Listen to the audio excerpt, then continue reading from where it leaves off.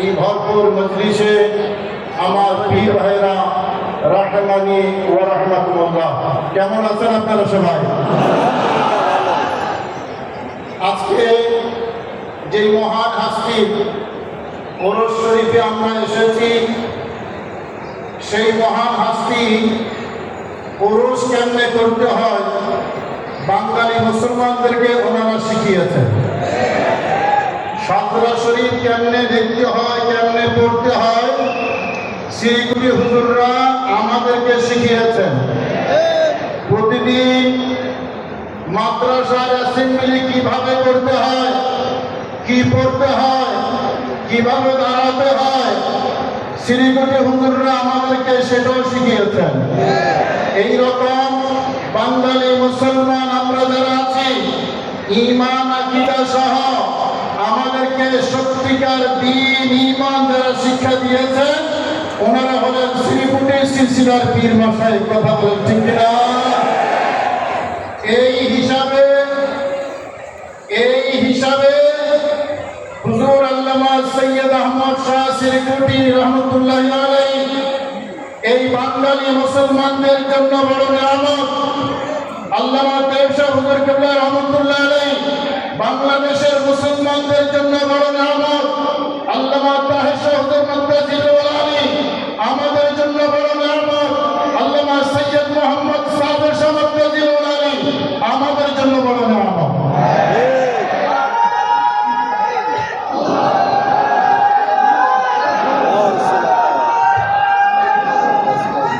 হুজুর কিবলা রহমতুল্লাহি আলাইহির উপরে বিস্তর আলোচনা হয়েছে, আরো আলোচনা হবে। বক্তা আসবে, বক্তব্য রাখবেন, আলোচক আসবেন, আলোচনা রাখবেন, আলোচনা শেষ হবে, বক্তার তালিকা হয়তো শেষ হবে, কিন্তু শ্রীকুটির সিলসিলা আমাদেরকে আমাদের জান্নাতে যাওয়ার জন্য, আল্লাহর রাসূলকে পাওয়ার জন্য যা যা প্রয়োজন আমাদেরকে সবকিছু দিয়েছে। এখন আমাদের দেওয়ার পালা। হুজুর কিবলার জীবনী আলোচনা হয়েছে এবং আমি বিশ্বাস করি আমাদের পীর ভাই যারা আছেন হুজুর সম্পর্কে কম বেশি সবাই আপনারা জানেন। পাকিস্তান থেকে সেই আফ্রিকা থেকে রেঙ্গুন থেকে বাংলাদেশ, এই যে হুজুর কিবলার জীবনের এই সফর, সর্বশেষ বাংলাদেশে এসে রচনার উপসংহার টেনেছেন, যে নিবন্ধ রেখেছেন, সেই রচনার উপসংহার হলো জামিয়া আহমদিয়া সুন্নিয়া আলিয়া মাদ্রাসা, যেটা শুধু বাংলাদেশ নয়, দক্ষিণ এশিয়ায় নয়, পৃথিবীর মধ্যে একটা অন্যতম প্রতিষ্ঠান। সুবহানাল্লাহ, আল্লাহু আকবার।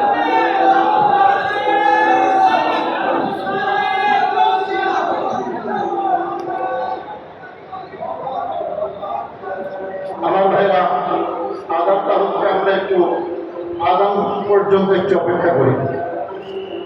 দুনিয়া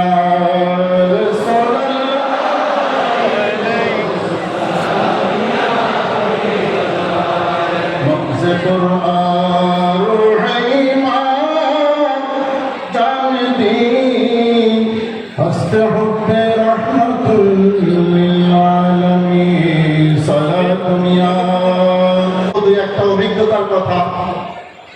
আমি ঢাকা প্রায় 30 বছর হতে চলেছে ঢাকায় থাকি। আমি ঢাকায় থাকার সুবাদে সারা বাংলাদেশে বিভিন্ন দরবারে, অনেক দরবারে, পীর মাশায়েখের দরবারে যাবার আমার সুযোগ হয়েছে এবং অনেক পীর মাশায়েখের দরবারের মাদ্রাসায় যাবারও আমার সুযোগ হয়েছে।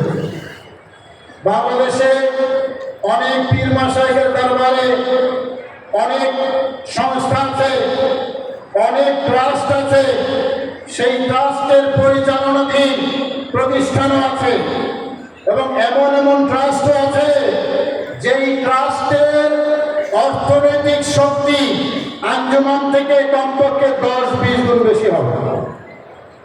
এইরকম ট্রাস্টও বাংলাদেশে আছে, দরবার ভিত্তিক ট্রাস্ট। যে কথাটা বলা আমার উদ্দেশ্য, শুধু টাকা থাকলেই হয় না, টাকা থাকলেই খেদমত হয় না। আমি প্রায় চিন্তা করি এত বিশাল বিশাল ট্রাস্ট, অনেক বড় বড় পয়সাওয়ালা, হাজার কোটি টাকার মালিক ওই ট্রাস্টের পৃষ্ঠপোষক, কিন্তু তাদের আন্ডারে যেই প্রতিষ্ঠানগুলো চলে সেই প্রতিষ্ঠানগুলো আমি দেখেছি। আর জামিয়া আহমদিয়া সুন্নিয়া আলিয়া মাদ্রাসা সৈয়দ আহমদ সিরকুটি রহমতুল্লাহ প্রতিষ্ঠিত এই ট্রাস্ট, হুজুর কেবলা প্রতিষ্ঠিত এই জামিয়া, হুজুর কেবলা প্রতিষ্ঠিত। বাংলাদেশে অন্য যত ট্রাস্ট আছে, টাকা হয়তো আছে, ট্রাস্ট হয়তো আছে, আঞ্জুমানের মতো ট্রাস্ট নয়, জামিয়ার মতো প্রতিষ্ঠান নয়। এটা শুধু সৈয়দ আহমদ সিরকুটি রহমতুল্লাহ দেয়া। ঢাকার মধ্যে বিভিন্ন ট্রাস্ট হাসপাতাল করেছে এবং সেই হাসপাতালে চিকিৎসা নিচ্ছে সাধারণ মানুষ। আমি বিশ্বাস করি এবং দৃঢ়ভাবে বিশ্বাস করি আঞ্জুমানে রহমানিয়া আহমদিয়া সুন্নিয়া সেদিন বেশি দূরে নয় যেদিন আঞ্জুমান এই চট্টগ্রাম এবং বাংলাদেশের গুরুত্বপূর্ণ শহরে আঞ্জুমানের আওতাধীন, আঞ্জুমানের ব্যবস্থাপনায় আপনার হাসপাতাল প্রতিষ্ঠিত হবে ইনশাআল্লাহ। আমার ভাইরা, হাসপাতাল হয়তো হবে, কিন্তু জামিয়া যেটা এটা ঐতিহাসিক, জামিয়া যেটা এটা বিস্তীর্ণ। জামিয়া শুধু একটা প্রতিষ্ঠান নয়, এটা শুধু আলেম বানানোর কারখানা নয়। বাংলাদেশে সুন্নিয়া প্রতিষ্ঠার জন্য সাংগঠনিক ক্ষেত্র এই জামিয়াকে দিয়ে তৈরি হয়েছে, প্রাতিষ্ঠানিক ক্ষেত্র এই জামিয়াকে দিয়ে প্রতিষ্ঠিত হয়েছে। সুন্নিয়াদের যেই রাজনৈতিক চেতনা এটাও জামিয়াকে দিয়ে শুরু হয়েছে। জামিয়ার শিক্ষার্থীরা শুধু বাংলাদেশে নয়, প্রবাসে যারা থাকে সেই প্রবাসী ভাইদেরও ইমাম রক্ষা করে জামিয়ার শিক্ষার্থীরা। কথা বলেন ঠিক না? সেই অর্থে এই জামিয়া অনন্য, এবং আমি মনে করি এই জামিয়া এটা শুধু বাহ্যিক ম্যানেজমেন্টে আজকে এই আকাশের উচ্চতায় আসে নাই, এটা আধ্যাত্মিক ম্যানেজমেন্টে, হুজুর কেবলার আধ্যাত্মিক পাওয়ারে জামিয়া আজকে এই জায়গায় এসেছে। কথা বলেন ঠিক কিনা? সেই জন্য এই আধ্যাত্মিক চেতনা, হুজুর কেবলার এই আধ্যাত্মিক পাওয়ার, এই আধ্যাত্মিক পাওয়ারে আজ যেমন আজকে এই বিশাল খেদমত আঞ্জাম দিচ্ছে।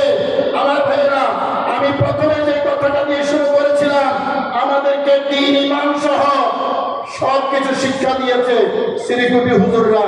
বাতিলরা সমালোচনা করে, বাতিলদের মুখে শিখে শিখে কিছু কিছু জায়গায় আমাদের কেউ কেউ সমালোচনা করে।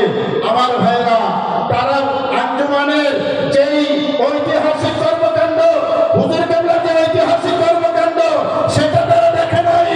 আঞ্জুমান সবসময় অ্যাডভান্স চিন্তা করে, হুজুর কেবলা সবসময় অ্যাডভান্স চিন্তা করে।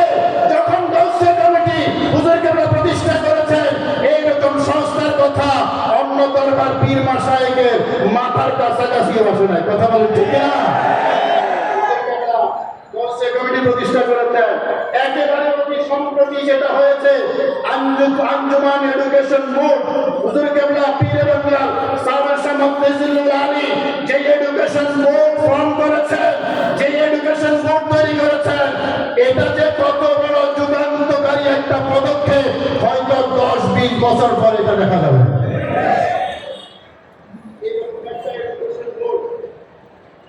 এইরকম একটা এডুকেশন বোর্ড সুন্নি অঙ্গনে যত দরবার আছে, আপনি কোন এক্সাম্পল দেখাতে পারবেন? কথা বলেন নাই, আমার জানা মতো নাই। আমি কেন সমালোচনা করছি না, সত্য কথা বলতে অসুবিধা নাই। কথা বলেন না, সত্যটা বলতে কোনো অসুবিধা আছে? হাকিকত যেটা, সত্য যেটা, এটা স্বীকার করতে হবে। এই আঞ্জুমান এডুকেশন বোর্ড যুগান্তকারী একটা পদক্ষেপ। আমি দেখেছি আমাদের আঞ্জুমানের সম্মানিত এই সিনিয়র ভাইস প্রেসিডেন্ট এখানে আছেন, সেক্রেটারি জেনারেল মহোদয় আছেন, এডিশনাল সেক্রেটারি জেনারেল মহোদয় আছেন। আমরা যখন এখানে মিটিং করি, ওনাদের মানে সর্বোচ্চ মনোযোগ আঞ্জুমান এডুকেশন বোর্ড নিয়ে, কারণ ওনারা ঠিকই বুঝেছেন পীর বাংলার হুজুর যে নির্দেশ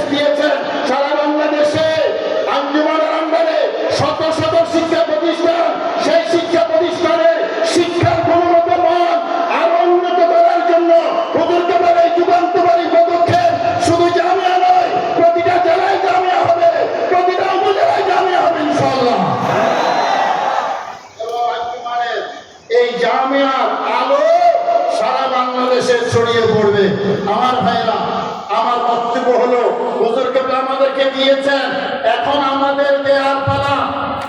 কি বলেন, ঠিক কিনা? আল্লামা আওলাদ রাসূল সৈয়দ মোহাম্মদ তৈয়ব শাহ রাদিয়াল্লাহু তাআলা আনহুকে নিয়ে ঢাকা বিশ্ববিদ্যালয়ে ইতিমধ্যে একটা পিএইচডি হয়েছে। আলহামদুলিল্লাহ বলেন না? এটা যে কত বড় কাজ, একটা বিশ্ববিদ্যালয়ে স্বীকৃতি, এটা অনেক বড় বিষয়। কিন্তু পিএইচডি করা এবং আঞ্জুমানের উপরে, আঞ্জুমানের সংস্থা, এটার উপরে একটা পিএইচডি হয়েছে।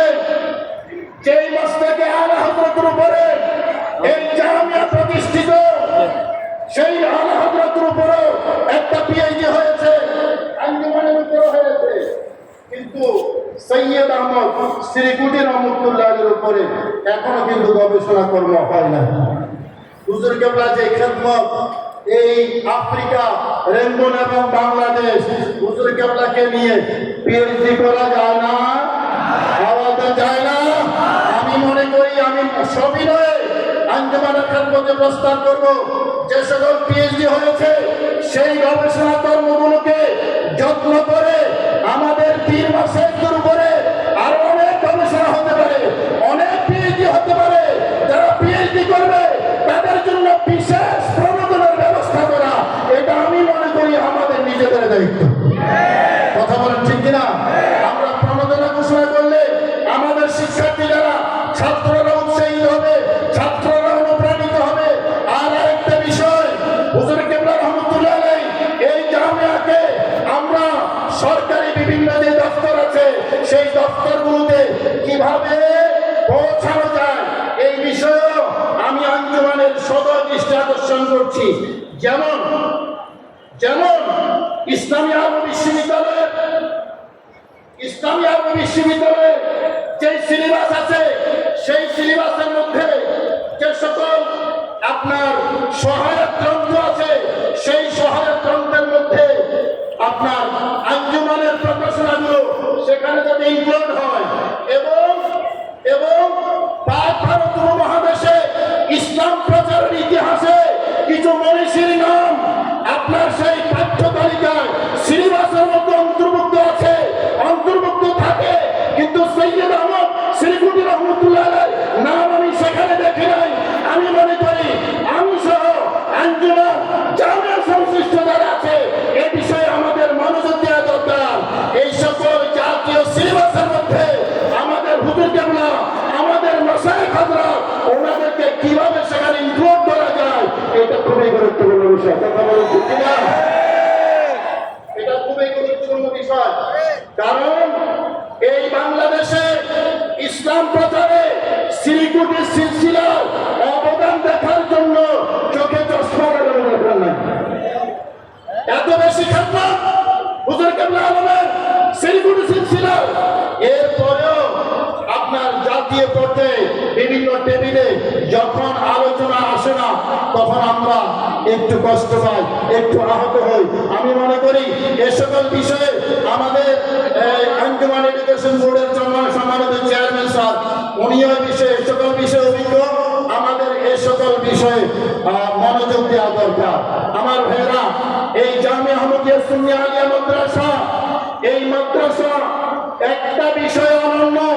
আমার জানা মতে এইরকম দ্বিতীয় কোনো প্রতিষ্ঠান নাই যেই প্রতিষ্ঠান দরুদ শরীফ প্রতিষ্ঠার জন্য প্রতিষ্ঠিত হয়েছে।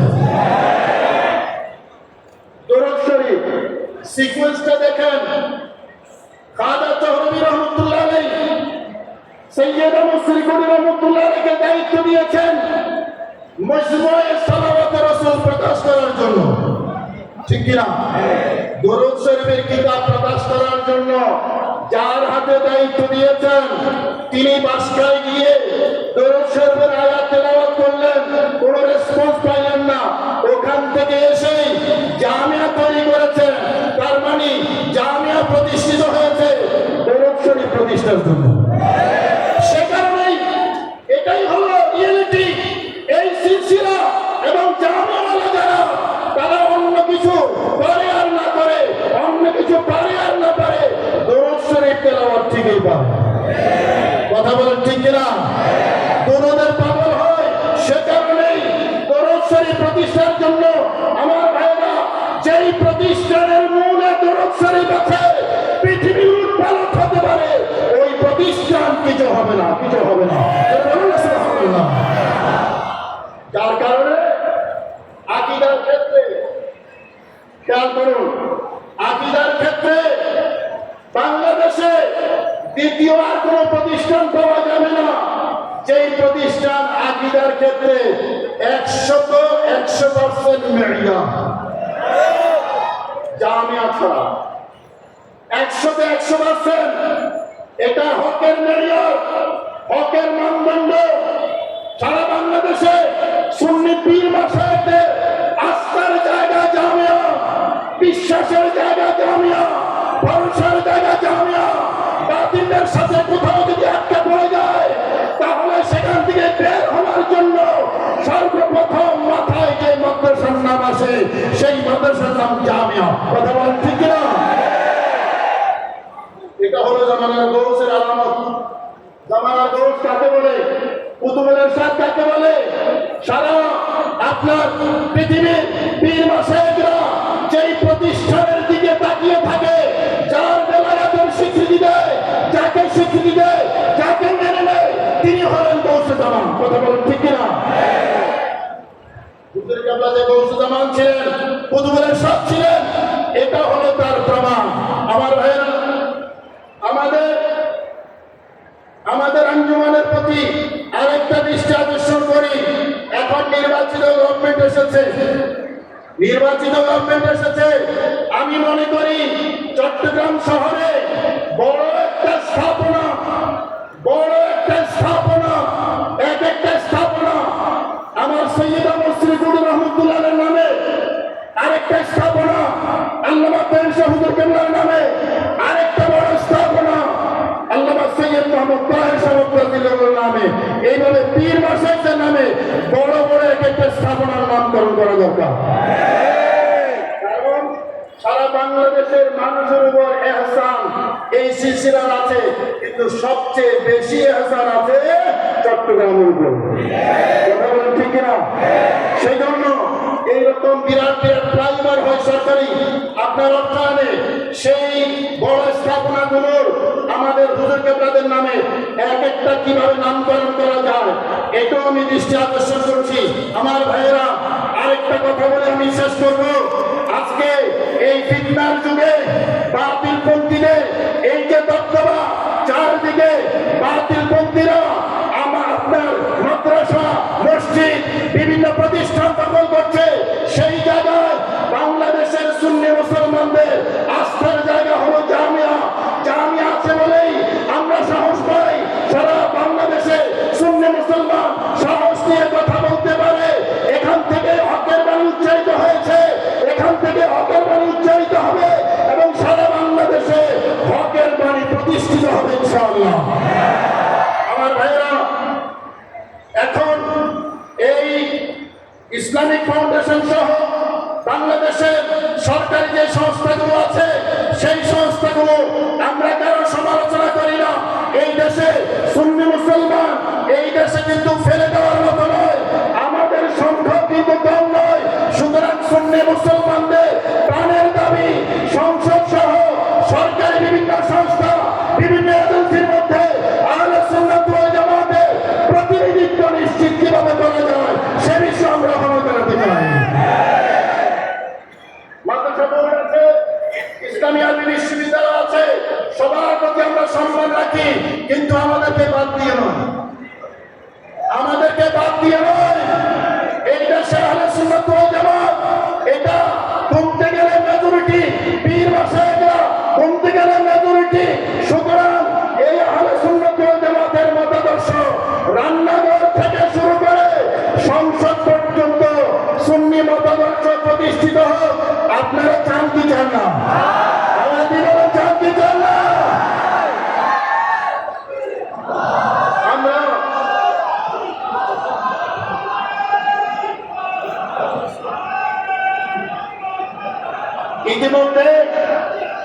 ইতিমধ্যে একটা দাবি সংসদে উচ্চারিত হয়েছে। আমি সংসদের সেই প্রসিডিউরকে, স্বাগত জানাই। যিনি উচ্চারণ করেছেন, যারা আমার প্যারা নবীর সঙ্গে বেয়াদবি করবে তাদের মৃত্যুদণ্ডের শাস্তি দিয়ে জাতীয় সংসদে আইন পাস করতে হবে। এই দাবি নিয়েই তো জামিয়া প্রতিষ্ঠিত।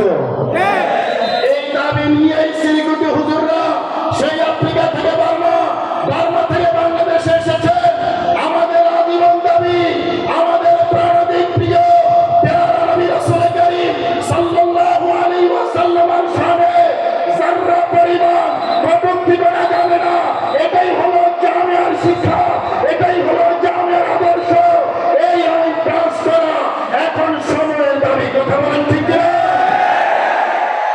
আমরা সবিনয়ে, এবং এটা কোনো দলীয় স্লোগান নয়, এটা কোনো দলীয় এজেন্ডা নয়, এটা মুসলমানদের এজেন্ডা, এটা ইমানি এজেন্ডা। কথা বলেন ঠিক না? কোন দলের পক্ষ থেকে নয়, দলীয় দৃষ্টিভঙ্গি থেকে নয়। এই কিছুদিন আগে আপনারা দেখেছেন এক মৌলবী নামের কলঙ্ক অনলাইনে এসে সে বকওয়াস করেছে আমাদের প্যারা নবী রাসূল কারীম সাল্লাল্লাহু আলাইহি ওয়াসাল্লাম আম্মা জান আব্বা জান নাকি জাহান্নাম। সবাই একটু নাউজুবিল্লাহ করে দিচ্ছেন। চিন্তা করেন, এগুলো যখন আমরা শুনি তখন জামিয়ার কথা স্মরণ হয়, শিলিগুড়ি হুজুরের কথা স্মরণ হয়। কি ইহসান আমাদের উপর করেছেন। জামিয়া না থাকলে আমরা সেরকম কোন প্রতিষ্ঠানে লেখাপড়া করতাম, আর এখন বলতাম নবীর আব্বা আম্মা জাহান্নামী ছিলেন। জামিয়া আমাদেরকে হেফাজত করেছে, জামিয়া আমাদের ঈমান হেফাজত করেছে। কথা বলেন ঠিক না? ভাইরা আমার, ওই আইনটা যদি বাংলাদেশে পাস হয় তাহলে এই হুজুররা 1 নম্বরে আটকা পড়বে। কথা বলেন ঠিক না? নবীকে নিরক্ষর বলা চলবে না, বলেন না চলবে? প্যারা নবীর মা বাবার সাথে বেয়াদবি করা, মদিনা শরীফের সাথে বেয়াদবি করা যাবে না। আমরা চাই অনতিবিলম্বে এইরকম একটা আইন পাস হোক। বাংলার আপামর মুসলমান এটাকে স্বাগত জানাবে, এটাকে আপন করে নেবে, এবং যেই সংসদে এই আইন পাস হবে আমি বলতে পারি ওই সংসদ সদস্য আল্লাহ এবং রাসূলের দরবারে সম্মানিত হবে ইনশাআল্লাহ। আমি সবাইকে ধন্যবাদ জানিয়ে সময় একটু বেশি নিয়ে নিয়েছি, আবার ক্ষমা প্রার্থনা করে আমি আমার সংক্ষিপ্ত বক্তব্য এখানে শেষ করছি। আসসালামু আলাইকুম ওয়া রাহমাতুল্লাহি।